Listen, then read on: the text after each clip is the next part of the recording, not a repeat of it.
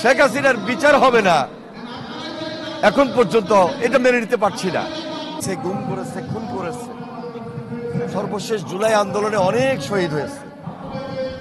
Helicopter থেকে গুলি করেও শিশু হত্যা করেছে, ছাত্র জনতাকে হত্যা করেই তারপরেও সে ক্ষমতাটাকে পার্মানেন্ট করতে চেয়েছিল।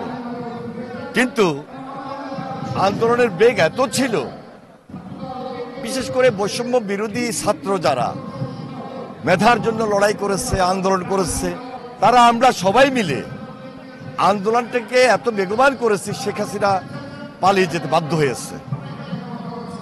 তবে 5 তারিখের পর আমাদের ভারপ্রাপ্ত চেয়ারম্যান জনাব তারেক রহমান তিনি সবাইকে আশ্বস্ত করেছেন, একটা নতুন সরকার গঠিত হয়েছে, প্রফেসর ডক্টর মোহাম্মদ ইউনূস তিনি সম্মানিত ব্যক্তি, আমরা তাকে সহযোগিতা করছি। দীর্ঘদিন তার কাছে আমাদের প্রত্যাশার জায়গা থেকে দাবি এত বেশি, শেখ হাসিনার বিচার, ফ্যাসিস্টের বিচারটা খুব দৃশ্যমান হবে এবং খুব দ্রুত সময়ের মধ্যে হবে। কাজ চলছে, এখনো আমরা চাই এই 1 বছর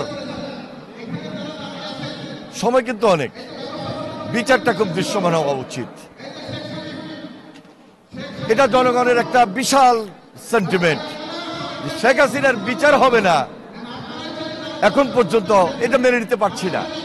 ক্ষোভের জায়গা আছে, ত্যাগ আছে, কষ্ট আছে। এই যে শহীদ পরিবার, সবাইকে আজকে আমরা সম্মানিত করছি। একই তো বক্তব্য, একই কথা, দৃশ্যমান দেখতে চাই এই বিচার। সংস্কার প্রক্রিয়া চলছে, আরো দ্রুত গতিতে চলতে হবে।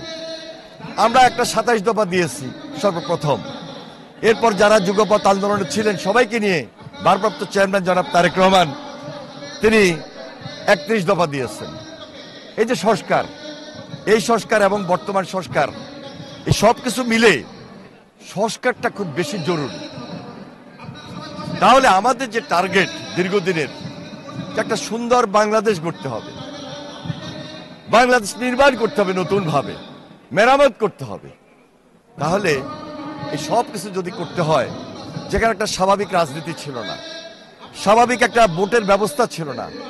14তে তারা কি ধরনের ভোট করেছিল সবাই দেখেছে, রাতের অন্ধকারে 2018তে ভোট করেছে, 2024-এ আমাদেরকে জেলে রেখে নির্বাচন করেছে অবৈধ সম্পূর্ণভাবে।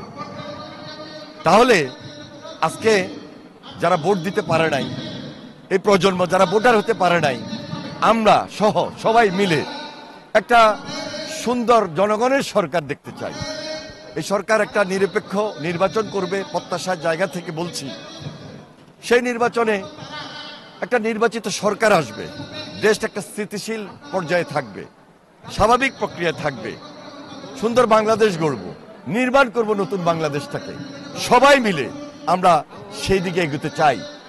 এই প্রত্যাশা, এই কাঙ্ক্ষিত লক্ষ্যে পৌঁছার জন্য সবাইকে সুদৃঢ় ঐক্যের উপরে থাকতে হবে।